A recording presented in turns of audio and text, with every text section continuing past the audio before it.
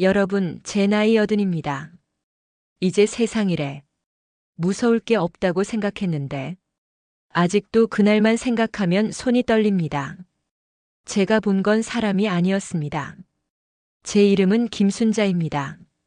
제 인생에서 가장 끔찍하면서도 가장 큰 전환점이 된 시간은 1987년 그 집에서 보낸 3년이었습니다. 당시 남편은 조그만 철물점을 운영했습니다. 하지만 장사가 안 되면서 월세를 감당할 수 없게 됐죠. 급하게 집을 알아보던 중 복덕방 김 씨가 한 집을 소개했습니다. 대구 시내 외곽에 있는데요. 이상하게 안 나가네. 값은 진짜 싸요. 땅도 넓고요. 김 씨는 왜 안 나가는지 설명하지 않았습니다. 아니, 못했던 겁니다. 집을 보러 갔을 때 마당은 넓었고 아이들이 뛰놀기 좋아 보였습니다. 하지만 이상하게도 한낮인데 집안이 유난히 서늘했습니다. 여보, 이 집 괜찮을까에? 가격이 이런데 뭘 따지노? 게다가 땅도 이렇게 넓은데. 이사하세. 이웃들은 모두 말렸습니다. 그 집은 안 돼. 거 들어갔다 무사히 산 사람 못 봤어. 하지만 우린 믿지 않았습니다. 그게 우리 가족을 지옥으로 밀어넣을 줄은 몰랐습니다. 그런데 여러분, 그게 끝이 아니었습니다. 이사한 첫날 밤부터 이상한 일이 시작됐습니다. 아이들을 재운 뒤 저는 부엌에서 설거지를 하고 있었습니다. 그런데 처마 밑에서 이상한 소리가 들렸습니다. 마치 누가 빨래를 짜는 소리 같았죠. 여보, 저 소리 안 들려 해? 뭔 소리? 나는 안 들리는데. 남편은 대수롭지 않게 넘겼습니다. 하지만 그 소리는 계속됐습니다. 비가 올 때마다 밤만 되면 정확히 같은 리듬으로. 사흘째 되던 날 저는 직접 확인하러 나갔습니다. 손전등을 들고 대문 앞 빨래줄을 비춰봤습니다. 그 순간 바람도 없는데 빨래줄에 걸린 하얀 수건 하나가 천천히 마치 목을 매단 사람처럼 흔들리고 있었습니다. 저는 그 자리에서 얼어붙었습니다. 여보, 저거 봐봐. 남편이 뛰쳐나왔지만 그 순간 수건은 멈춰 있었습니다. 여보, 바람에 흔들린 기대라. 너무 예민할 필요 없다. 하지만 저는 알았습니다. 그건 바람이 아니었습니다. 그런데 더 끔찍한 일이 기다리고 있었습니다. 일주일이 지나면서 더 이상한 일들이 시작됐습니다. 큰아이 민수가 새벽 3시에 비명을 지르며 깼습니다. 엄마, 엄마, 할아버지가 자꾸 나가라 카네. 무슨 할아버지? 흰옷 입은 할아버지. 우리 방 구석에서 계속 쳐다보네. 저는 등골이 서늘해졌습니다. 하지만 남편은 또 고개를 저었습니다. 아이들이 새집 와서 예민한 기다.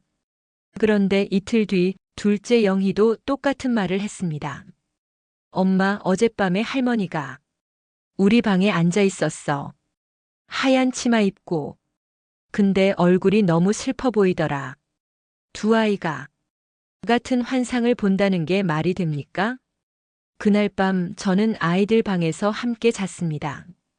자정이 넘어서였을까요? 방문이 저절로 열렸습니다. 누구세요? 제 목소리는 떨렸습니다. 그런데 더 소름 끼친 건 복도에서 발자국 소리가 천천히 다가오는 것이었습니다. 저는 용기를 내어 불을 켰습니다. 아무도 없었습니다. 하지만 그 순간 안방 쪽에서 남편의 비명이 들렸습니다. 여보, 여보. 달려가 보니 남편이 침대에 누운 채 눈을 크게 뜬 채 숨도 쉬지 못하고 있었습니다. 마치 누가 목을 조르는 것처럼. 여보, 정신 차려봐. 한참을 흔들자 겨우 정신을 차린 남편이 떨리는 목소리로 말했습니다. 지금 누가 내 목을 눌렀어. 차가운 손이. 그제야 남편도 믿기 시작했습니다. 여러분 가족이 이런 일을 겪는다면 어떻게 대처하시겠어요? 그런데 바로 다음 날 믿을 수 없는 일이 벌어졌습니다. 남편이 목졸림 사건을 겪은 다음 날 아침이었습니다. 저는 평소처럼 아침밥을 준비하고 있었습니다. 아이들은 학교 갈 준비를 하고 있었죠. 그런데 갑자기 쾅 하는 소리와 함께 둘째 영희의 비명이 들렸습니다. 으악! 엄마! 달려가 보니 영희가 계단 아래 바닥에 쓰러져 있었습니다. 머리에서 피가 흐르고 있었죠. 영희야! 영희야! 저는 미친 듯이 아이를 흔들었습니다. 다행히 의식은 있었지만 아이는 계속 울면서 떨고 있었습니다. 엄마! 누가 날 밀었어? 뭐? 계단 올라가는데 뒤에서 차가운 손이 등을 확 밀었어. 저는 온몸에 소름이 돋았습니다. 급히 병원에 갔습니다. 의사는 다행히 큰 부상은 아니라고 했습니다. 하지만 5바늘이나 꿰매야 했죠. 부인, 아이가 계단에서 어떻게 넘어진 거예요? 굉장히 세게 밀린 것처럼 보이는데요. 의사의 말에 저는 대답할 수 없었습니다. 그날 저녁 더 이상한 일이 일어났습니다. 저녁을 먹던 중 전기가 갑자기 나갔습니다. 온 집이 암흑천지가 됐죠. 여보, 두꺼비 집 나간 거 아니가? 남편이 손전등을 들고 확인하러 갔습니다. 그런데 여보, 남편의 목소리가 떨리고 있었습니다. 현관대문에 핏빛 손자국이 찍혀 있었습니다. 마치 누가 안에서 나가려고 문을 긁은 것처럼 5개의 손가락 자국이 선명했습니다. 이게 언제 생긴 거노? 저는 다리에 힘이 풀렸습니다. 그리고 그날 밤 제가 화장실을 가려고 복도를 지나는데 거울에 비친 제 뒤로 하얀 옷을 입은 여자가 서 있었습니다. 저는 소리도 지르지 못하고 그 자리에 얼어붙었습니다. 천천히 뒤를 돌아봤지만 아무도 없었습니다.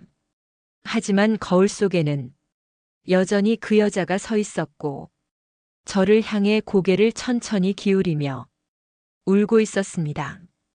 다음 날 저는 더 이상 견딜 수 없었습니다. 여보, 당장 이 집 역사를 알아내야 돼요. 안 가면 우리 다 죽을 거예요. 여러분, 만약 거울 속에 다른 사람이 보인다면 어떻게 하시겠어요? 다음 날 아침 저는 진실을 알아내기로 결심했습니다. 동네 슈퍼를 운영하는 박 할머니를 찾아갔습니다. 할매, 우리 집 말이에요. 혹시 아시는 거 있습니까? 할머니는 한참을 망설이다 입을 열었습니다. 아이고, 걱정했는데 역시 그 집 말이가 최씨네 집이었어. 최씨네? 응. 한 20년 전쯤인가? 그 집에 살던 최병수 씨 가족 말이여. 사업 부도나고 빚쟁이들한테 쫓기다가 할머니는 말을 흐렸습니다.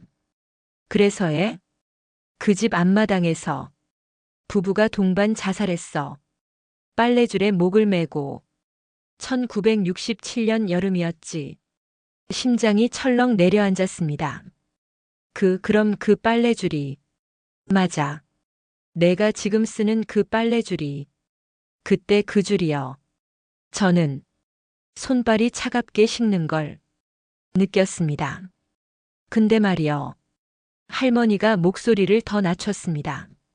사실 그것만이 아니라 카이. 그보다 더 오래전 일제강점기 때도 그 집에서 사람이 죽었다 카더라. 예. 1940년대 초 토지 관리인으로 끌려온 조선인 가족이 살았는데 강제부역에 시달리다 결국 가장이 가족을 먼저 보내고 자기도 목을 맸다 카더라. 너무 배고프고 힘들어서 그래서 그 집은 이중으로 원한이 서린 곳이라 카더라. 그럼 그분들 무덤은 어디 있나에?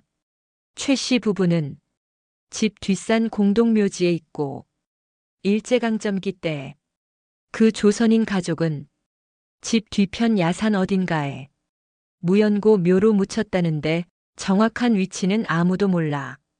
표지석도 없고 두 시대의 원혼이 겹쳐 있는 집, 그리고 제대로 된 장례도 치르지 못한 영혼들. 두 시대의 원혼이 겹쳐 있는 집. 저는 그 말을 듣고 정신이 아찔했습니다. 집으로 돌아오는 길 남편에게 모든 걸 얘기했습니다. 여보, 우리 이사 가야 돼요. 돈이 없잖아. 좀 더 버텨보세. 무당이라도 불러. 굿이라도 지내면 되는 거 아니겠노? 우린 가난했고 달리 할 방법이 없었습니다. 여러분이라면 돈이 없어도 이사를 가셨을까요? 저희는 무당을 불렀습니다. 할매, 우리 집 좀 봐주이소. 무당은 집에 들어서자마자 얼굴이 하얗게 질렸습니다. 여기 기운이 두 개요. 하나는 최근 거고 하나는 아주 오래된 거. 둘 다 풀어줘야 혀. 제사 지내면 되나요? 제사만으로는 부족해. 천도제를 지내야 하는데 비용이 많이 들어. 결국 우린 형편상 간소하게 제사만 지냈습니다.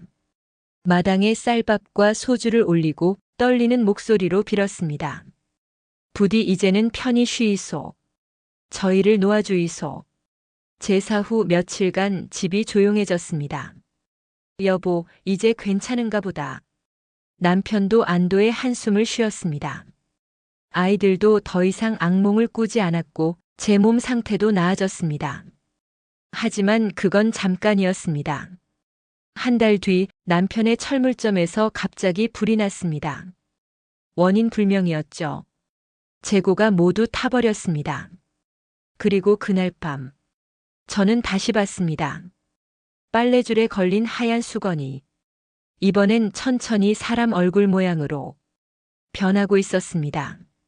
눈, 코, 입이 생기면서 저를 향해 씩 웃고 있었습니다. 아! 저는 비명을 질렀습니다. 제사를 지냈는데도 왜 더 심해진 걸까요? 저는 다시 박 할머니를 찾아갔습니다. 할매, 제사 지냈는데도 계속 이래예. 그럼 혹시 할머니가 뭔가 떠올린 듯 말했습니다. 너희 혹시 제사 지낼 때 이름을 뭐라 카노?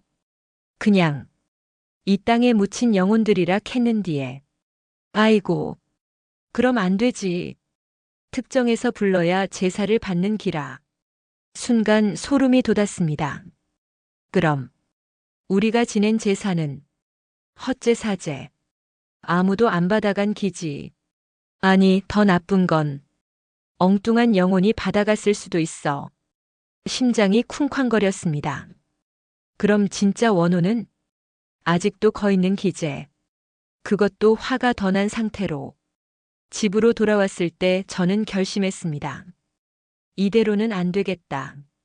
이사를 가자. 하지만 그날 밤 결정적인 사건이 터졌습니다. 남편이 자전거를 타고 집으로 오다 마주오는 트럭의 교통사고를 당하는 일이 생기고 말았습니다. 다행히 남편은 크게 다치지는 않았으나 병원에서 깨어난 남편은 공포에 질려 말했습니다. 여보, 누가 날 트럭 쪽으로 밀었어. 할아버지가 나더러. 너희도 여기 남아라고. 더 이상은 안 됐습니다. 여러분 남편이 이런 위험에 처했다면 그 즉시 어떻게 행동하셨을까요? 하지만 진실을 알고 나니 두려움보다 연민이 들었습니다. 여보, 우리 이사 가는 게 아니라 제대로 된 제사를 지내야 할 것 같아요. 뭐? 무서워서 난리치던 사람이 갑자기 웬 소리여? 생각해 보이소. 최 씨 부부는 빚에 쫓겨 어쩔 수 없이 죽었고 일제강점기 때 그 가족은 강제부역에 시달리다 굶어 죽었잖아요. 그분들이 무서운 게 아니라 억울하고 외로운 거 아닐까에? 남편도 한참을 생각하더니 고개를 끄덕였습니다. 그래. 당신 말이 맞는 것 같다. 근데 어떻게 제사를 지내노? 우린 무당을 다시 불렀습니다. 이번엔 마을에서 제일 잘한다는 김보살님이었습니다. 할매, 우리 집에 2시대의 원혼이 있다 카는데 어떻게 해야 하나요? 김보살은 집에 들어서자마자 눈을 감고 한참을 가만히 있었습니다. 기운이 2개요. 하나는 최근이고 하나는 아주 오래됐네. 근데 둘 다 원한보다는 슬픔이 더 큰 기운이요. 슬픔이에? 응. 이분들 화가 나서 여기 있는 게 아니라 아무도 자기들을 기억해주지 않아서 못 가고 있는 거요. 제대로 된 제사를 지내주면 편히 가실 거야. 그럼 어떻게 해야 하나요? 먼저 무덤을 찾아야 혀. 최 씨 부부 묘는 공동묘지에 있다 했으니 찾을 수 있을 거고, 문제는 일제강점기 때 그 가족이제. 그런데 여러분, 무덤을 찾는 과정이 진짜 힘들었습니다. 다음 날부터 저희는 무덤 찾기에 나섰습니다. 먼저 최 씨 부부의 묘부터 찾기로 했습니다. 마을 뒷산 공동묘지로 갔습니다. 최병수. 묘비를 하나하나 확인하며 찾아다녔습니다.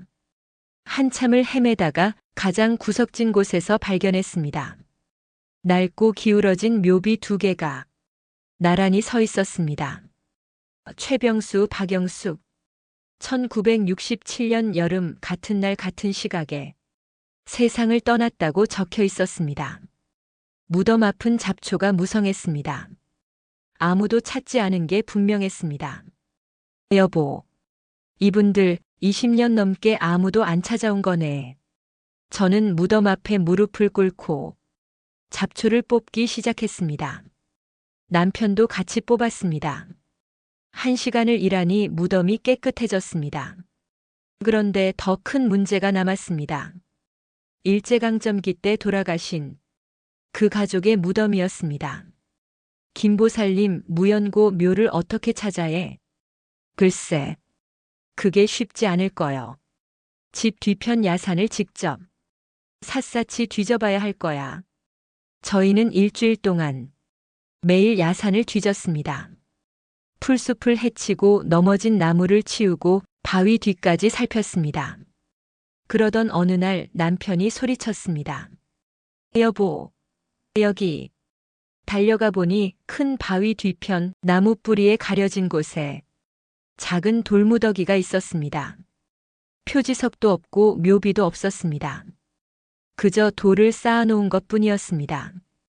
이게 그분들 무덤인가에? 김보살이 눈을 감고 손을 얹더니 고개를 끄덕였습니다. 맞아. 여기요. 3분. 아니, 4분이 계셔. 부부와 아이 둘. 그 순간 바람도 없는데 나뭇잎들이 살랑살랑 흔들렸습니다. 저는 눈물이 났습니다. 이렇게 외로운 데 계셨네. 그리고 우리는 제대로 된 제사를 지냈습니다. 우리는 준비를 철저히 했습니다. 먼저 최 씨 부부 무덤 앞에서 제사를 지냈습니다. 음식을 정성껏 준비하고 술을 따르고 절을 올렸습니다. 최병수님, 박영숙님, 너무 늦게 찾아뵙니다. 그동안 얼마나 외로우셨습니까? 부디 이제는 원한을 풀으시고 편히 가이소. 저희가 앞으로 매년 찾아뵙겠습니다. 남편이 읽은 충문 소리에 제 목소리가 떨렸습니다. 그날 밤 이상한 꿈을 꿨습니다. 최 씨 부부로 보이는 중년 부부가 저희 앞에서 깊이 절을 하며 고맙다고 말했습니다. 그리고는 빗속으로 사라졌습니다. 다음 날 우리는 야산의 무연고 묘로 갔습니다. 돌무더기를 정리하고 직접 작은 표지석을 만들어 세웠습니다. 일제강점기 희생자 무연고 묘. 그리고 제사를 지냈습니다. 이름도 모르는 조선인 가족분들. 강제부역에 시달리고 굶주림에 고통받으시다 억울하게 돌아가셨습니다. 이제라도 찾아뵙니다. 부디 편히 쉬이소. 앞으로 저희가 매년 찾아뵙겠습니다. 제사를 마치는 순간 갑자기 하늘이 맑아지면서 따뜻한 햇살이 무덤을 비췄습니다. 그리고 그날 밤 저는 또 꿈을 꿨습니다. 흰옷을 입은 조선인 가족 4명이 서 있었습니다. 아버지, 어머니, 그리고 어린 2남매. 그들은 저를 향해 깊이 절을 했습니다. 아이들은 웃고 있었습니다. 고맙습니다. 이제야 편히 갈 수 있습니다. 그리고 그들도 빗속으로 사라졌습니다. 여러분, 제사를 지내고 나니 어떻게 됐을 것 같으세요? 제사를 지낸 그날 이후 집에서 모든 이상한 현상이 멈췄습니다. 더 이상 빨래줄이 흔들리지 않았고 아이들도 악몽을 꾸지 않았습니다. 하지만 그것보다 더 놀라운 일들이 시작됐습니다. 남편의 철물점에 갑자기 큰 주문이 들어왔습니다. 인근의 공장이 들어서면서 자재가 대량으로 필요했던 거죠. 여보, 이게 도대체 어떻게 된 일이노? 모르겠어. 하지만 감사하게 받아들이자 이. 그리고 큰아들 민수가 공부에 매진하더니 고등학교 내내 전교 1등을 했습니다. 결국 서울대학교 공대에 합격했습니다. 둘째 영희도 뒤를 이어 열심히 공부해서 서울대학교 의대에 합격했습니다. 엄마, 나 꿈에서 할머니가 나타나서 공부 열심히 하라 카더라. 그래서 더 힘내서 했어. 영희의 말에 저는 눈물이 났습니다. 그분들이 축복해 주시는 건가? 더 놀라운 일은 1990년대 초에 일어났습니다. 정부에서 그 지역을 개발한다는 발표가 났습니다. 산업단지와 신도시가 들어선다는 계획이었죠. 우리가 살던 집과 주변 땅값이 천정부지로 치솟기 시작했습니다. 여보, 우리 이 땅 팔면 얼마나 받을 수 있을까? 글쎄, 부동산에서 엄청난 금액을 부르던데. 남편은 철물점 사업을 크게 확장했고 저희는 땅을 일부 팔아 대구 시내에 상가 건물을 샀습니다. 그 건물에서 나오는 임대료만으로도 넉넉히 살 수 있었습니다. 2000년대가 되자 그 흉가가 있던 자리에는 대형 아파트 단지가 들어섰고 주변은 완전히 개발됐습니다. 1995년 개발 계획이 본격화되면서 우리 땅값은 상상할 수 없을 만큼 올랐습니다. 당시 평당 10만 원도 안 하던 땅이 평당 500만 원까지 치솟았습니다. 우리가 가지고 있던 땅이 약 1000평이었으니 계산해 보세요. 여보, 부동산 중개인이 50억에 사겠다는데 50억? 그게 진짜노? 믿기지 않았습니다. 그 흉가 때문에 헐값에 샀던 집과 땅이 이렇게 될 줄이야. 저희는 땅의 절반을 먼저 팔아 25억을 받았습니다. 그 돈으로 대구 시내 번화가에 5층짜리 상가 건물을 샀습니다. 건물 가격이 12억이었으니 현금이 13억이나 남았죠. 남편의 철물점은 건물 1층에 입주시키고 나머지 층은 임대를 주었습니다. 매달 들어오는 임대료만 월 1000만 원이 넘었습니다. 여보, 우리가 진짜 부자가 된 거 맞나? 맞아. 근데 이게 다 그분들 덕분이야. 2000년 나머지 땅도 대기업 건설사에 30억에 팔았습니다. 개발이 완료되면서 땅값이 더 올랐던 거죠. 그 돈으로 대구 시내에 대지 300평, 건평 150평짜리 고급 주택을 샀습니다. 정원이 있고 분수대도 있는 2층 저택이었습니다. 여보, 우리가 이카이 잘 살게 될 줄 누가 알았겠노? 그분들, 원혼들이 우리를 도와주신 거 아닐까? 남편의 철물 사업도 대박이 났습니다. 그 지역 개발 붐을 타고 건축 자재 수요가 폭발적으로 늘어났거든요. 지점을 3곳이나 더 냈고 직원도 50명이 넘게 늘었습니다. 아이들은 서울대를 졸업한 후 각자 훌륭한 직업을 가졌습니다. 민수는 대기업 임원이 됐고 영희는 대학병원 교수가 됐습니다. 엄마, 우리 인생이 그 집에서부터 완전히 바뀐 것 같아. 민수의 말이 맞았습니다. 가난했던 우리 가족이 대구에서 손꼽히는 부자가 된 겁니다. 지금 우리 집안 재산을 다 합치면 100억이 넘습니다. 저는 그렇게 믿습니다. 우리가 그분들의 한을 풀어드렸고 그분들이 우리에게 복을 주신 거라고. 여러분은 어떻게 생각하세요? 우연일까요? 아니면? 그리고 이것이 제가 전하고 싶은 진짜 메시지입니다. 지금 저는 80세입니다. 그 집을 떠난 지 30년이 넘었지만 저는 매년 2번 그분들의 무덤을 찾아갑니다. 추석과 한식 때마다 제사를 지내드립니다. 김영수님 무덤에는 이제 제대로 된 비석을 세워드렸습니다. 일제강점기 희생자 김영수님의 묘라고 새겼습니다. 최병수 씨 부부의 무덤도 깨끗이 단장하고 비석을 새로 세워드렸습니다. 그리고 그때마다 손주들을 데리고 갑니다. 할매, 왜 매년 여기 오세요? 얘들아, 이분들이 우리 가족을 지켜주셨단다. 이분들이 없었으면 지금의 우리도 없는 기다. 손주들은 고개를 갸우뚱하지만 진지하게 절을 합니다. 사람들은 묻습니다. 귀신이 진짜 있나요? 축복도 해줍니까?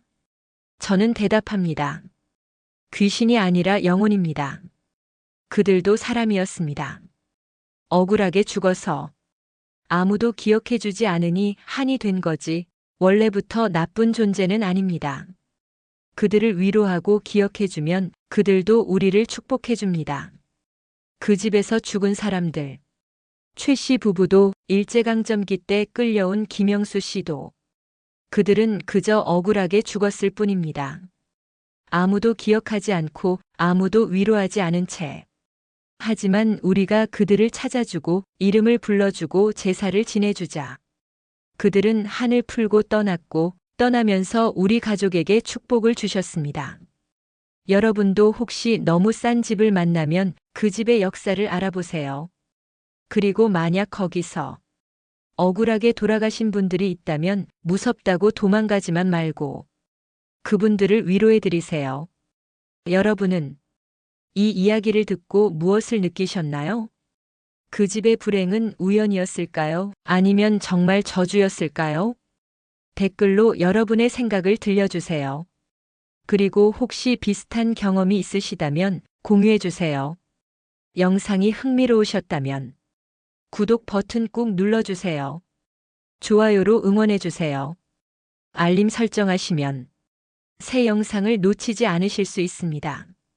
사연 할매는 다음에도 더 재미있는 이야기로 찾아뵙겠습니다.